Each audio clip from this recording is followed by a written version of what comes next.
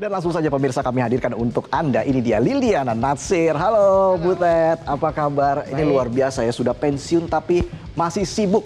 Baru sekarang kami bisa mendatangkan Anda ke studio. Hari pertama pensiun kamu masih ingat nggak apa yang kamu lakukan? Apa yang kamu pikirkan? Setelah pensiun besoknya gitu ya? Iya, hari Seninnya berarti. Kadang masih ke bawah karena kan biasanya harus bangun pagi latihan. Jadi pas kaget bangun ngelihat jam, waduh jam 9. Oh telat nih, pas mikir lagi, udah pensiun. Jadi udah seperti perasaan saya udah nggak jadi atlet lagi nih. Iya, begitu. Jadi kayak kadang ya mikirnya satu pasti sedih ninggalin rutinitas setiap hari selama puluhan tahun. Tapi di satu sisi ya ada rasa lega dan maksudnya kayak bebas gitu, dalam arti bebasnya tuh bisa bangun sedikit lebih siang. Terus kayak kemarin malam nongkrong dengan teman-teman sedikit lebih malam sedikit masih nggak masalah karena kan nggak harus bangun pagi dan harus prepare kondisi, harus fit kan karena besoknya biasanya harus latihan berat. Jadi sejauh ini kamu banyak menghabiskan waktu bersosialisasi begitu? Iya, banyak membangun relasi, kadang ketemu teman yang di luar bidang, maksudnya kan mereka kerja kantoran, kadang sharing, wah ada kesulitan di kantor nih begini-begini, oh ya dengerin, ngobrol. Saya juga, mereka nanya gimana sih perasaannya udah pensiun gitu kan, apa sih yang lu pengen lakuin, sama pertanyaannya, terus apa sih yang lu rasain sekarang gitu, rata-rata sih sama nanyanya kayak gitu. Kalau dulu kan kami punya julukan untuk Anda, pebulu tangkis top Indonesia, lalu pebulu tangkis putri tersukses Indonesia. Sekarang saya jadi berpikir, apa yang akan saya juluki untuk Anda, apakah legenda bulu tangkis, pengusaha, atau aparatur sipil negara, atau pengangguran. Kamu nyamannya dipanggil apa? Apa aja lah, mungkin kalau udah berhenti dari atlet itu apa namanya?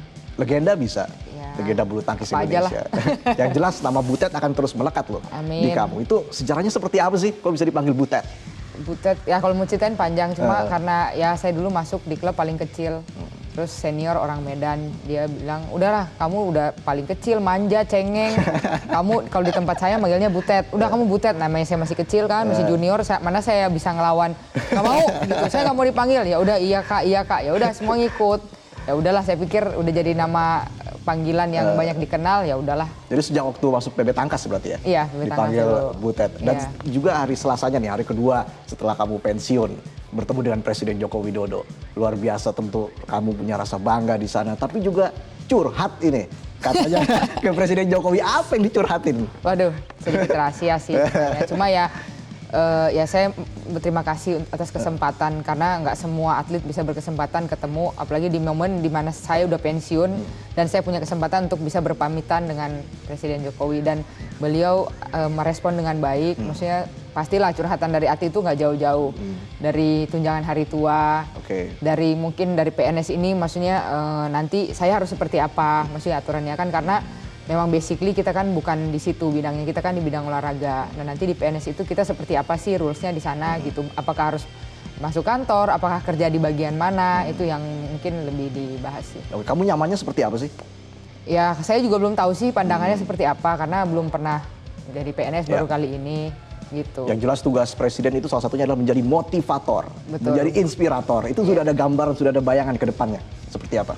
Ya palingan mungkin lebih ke kayak ke daerah atau ke klub-klub untuk memotivasi adik-adik, berbagi pengalaman, sharing apa sih yang saya lakuin waktu saya mau persiapan kejuaraan dunia, saya mempersiapin untuk ke Olimpiade. Iya, betul. Dan maksudnya bagaimana sih cara bagaimana sih cara mengatur pola makan, istirahat, disiplin, seperti apa sih sebagai seorang atlet profesional, karena mungkin di klub atau di daerah pasti beda, maksudnya apalagi levelnya kan masih belum ke sana.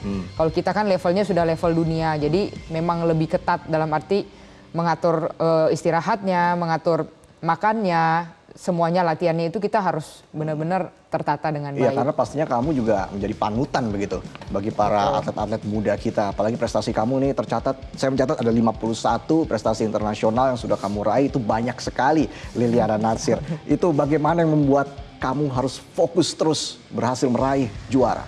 Kalau saya sendiri sih memang dari awalnya saya dididik dari orang tua, dari ayah saya untuk setiap kali walaupun latihan kamu harus maksimal. Walaupun latihan jangan setengah-setengah, walaupun latihan kalau bisa menang kenapa enggak. Nah dari awal itu memang sudah tertanam di diri saya. Jadi sampai sekarang latihan pun saya nggak mau kalah, dalam arti positif ya, maksudnya walaupun capek, walaupun apa, saya pasti akan mengeluarkan yang terbaik. Terus kedua, saya berusaha dan terus belajar untuk setiap kali setelah saya juara tidak berpuas diri. Dalam arti selalu mengingatkan diri sendiri bahwa ini tuh baru sekali loh kamu juara, kamu punya kesempatan bisa juara lagi di sana gitu. Jadi jangan puas loh karena ini juara, ini cuma awal. Kamu harus, saya dikasih kesempatan awal bisa juara, pasti berikutnya saya bisa. Jangan sampai sombong, jangan sampai lengah, jangan sampai ngerasa saya sudah paling bagus bisa juara dan saya malas-malesan. Itu yang saya tanamkan dari awal pertama kali saya juara. Dari semua, ya betul, dari semua prestasi kamu tentu punya best moment dong. Apa betul, itu? Ya best moment pastinya di Olimpiade, karena ya semua atlet pasti mendambakan sampai untuk diarak menjadi, begitu kan? Iya, pasti mendambakan menjadi juara Olimpiade. Dan itu memang 4 tahun sekali dan diikuti oleh atlet seluruh dunia yang terbaik, 8 terbaik yang ikut. Jadi itu memang satu prestasi yang tidak mungkin terlupakan. Yang tidak mungkin terlupakan dan best moment buat saya. Best momennya Olimpiade ya. Yeah. Jadi saat diarak itu ada saya loh di situ. Ada ya? Saya di bagian belakang tapi. Jadi waktu itu bersama dengan Tontowi Ahmad, luar biasa perjuangan kamu mengalahkan pasangan Malaysia. Lalu posisi ketiga pasangan dari Tiongkok. Betul, karena memang di Olimpiade itu untuk saya dan Tontowi yang tantangan terberat buat saya berdua bukan mengucilkan Malaysia ya, tapi tantangan terberat saya dengan Owi itu di semifinal. Karena saya ketemu pasangan nomor 1 dunia yang notabene saya sebelumnya ketemu mungkin 6-7 pertemuan, saya nggak pernah menang.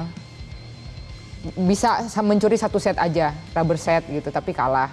Nah di semifinal itu saya ketemu mereka dan satu-satunya wakil Indonesia di semifinal itu saya aja. Jadi di situ saya dan Owi juga satu beban yang cukup berat buat kita karena rekor pertemuan banyak kalahnya dan mereka memang lagi top performernya, ranking 1 dunia.